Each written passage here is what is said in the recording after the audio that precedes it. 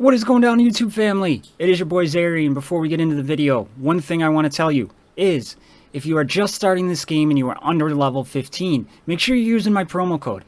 Down in the description of my video is a link if you're just finding this channel for the first time. Click that link to download Dragon Champions on iOS or Android. Once you do that, click the cog setting, wrong way, right there above me. Click that cog setting. Inside the cog setting, you are going to see the use promo code. Make sure you're clicking on that. When you're in the promo code, type in XMG gift. Hit the OK button and get $10 worth of free stuff. So with that being said, my YouTube family, enjoy the free stuff. Help support the channel. I love y'all. Enjoy the video. What is happening, my YouTube family? We're here. By the time you're watching this, it'll probably be July 6th. So whoever out there celebrates July 4th, hope it was a good one for you all. And what we're going to do today is I put all the what happens at Gear 12 on hold. I'm going to rework that series into Gear 12, Gear 13. But I've already had a lot of people ask me, who would you upgrade to Gear 13 first? Well, I really hadn't taken a lot of time to kind of think about it. You know, I'm not too ecstatic about Gear 13 coming into the game.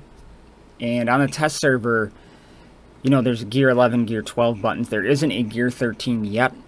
So I had to go through and get all the pieces, put them on. First world problems, I understand that. But it took some time, and I'm putting together my list so I can compare and contrast and see what people gained. And today we're going to start with physical damage dealers. There is a total of 54 physical damage dealers, and we're going to go through them now. So this video isn't an hour and a half long. I'm just going to show you a picture and talk about what they gained, and I'll be back afterwards. And I'm going to go through, I'm going to do each category like that, and then when I do the what happens at Gear 12, Gear 13, we can see how they play from there. But you know, you'll have to let me know after this video. I'll kind of talk about my ones that shocked me in here. But this is, again, this is just physical damage, and it's what they've gained to their physical damage.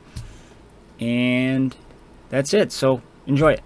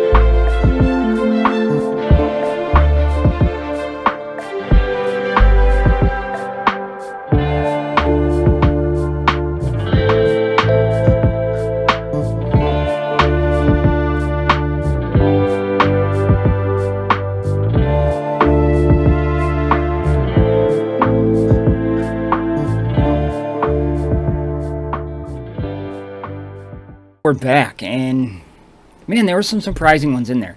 Number one to me is, I gotta say, I'm very happy with the way this kind of played out in the grand scheme of things. Like, they didn't give, like, Major Shot was number 54.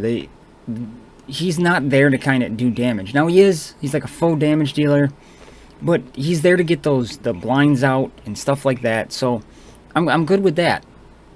You know, the tanks all kind of fell in that one range. Buff coming in at 51, I like that. Buff's purpose isn't to do damage. So maybe, hopefully, fingers crossed, that this is where, you know, it's going to be good for future things, such as, you know, maybe potency, things like that. But we're going to have to wait and see. Another big one for me was, I liked how the tanks, defenders fell on this list, mostly towards the bottom. But then you had somebody like a Mega Wheel falling in at, I think it was number 40. And he is like a damage-dealing defender, so that is really, really good. I like that. You know, the fact that Rantha got a really good chunk to her damage, really, really good. Character like Diesel Rock could be good. You know, Kin Lee coming in, that one shocked me. Really, really shocked me where he was at, but I guess that plays into his, what is it, 7-on-1, 6-on-1, 5-on-1. You know, Arno was very high too. Again, he's one of those damage dealing kind of tanks, so that's really, really solid. You know, it just wasn't completely dominated by, you know, it wasn't, oh, it's the lane's number one, let's make her even more OP. I really liked the way they did it, and I really loved how they made Rin number one. Rin coming in at number one is extremely, extremely viable, and that was her main problem. She was, yes, she's a little bit squishier, but she was built for survivability with her invisibility, but her damage output just was awful. So Rin coming in at number one, to me, could really, really make her viable. I mean, it's still got to be play tested, things like that, but to me, super, super promising there. Now, the one thing too is physical damage is something you can quantify. Not everybody's going to gain the same amount of magic damage. Not everybody's going to gain the same amount of physical damage. Like health. Well, he might be a squishy character, but he might gain 10,000 more health. But if they're hitting for 8,000 more on a crit, the health really doesn't mean anything. Physical damage, magic damage, potency, tenacity, the armors, stuff like that is stuff that critical chance and speed is something that could really, really change a character. Now, giving them more health and shield, that's great. But it won't make them more survivable if everybody hits harder. So it's kind of like stepping it up a little bit. Now, it could, depending on the size that they get and if somebody's extraordinary. But that's why I want to start with physical damage dealers.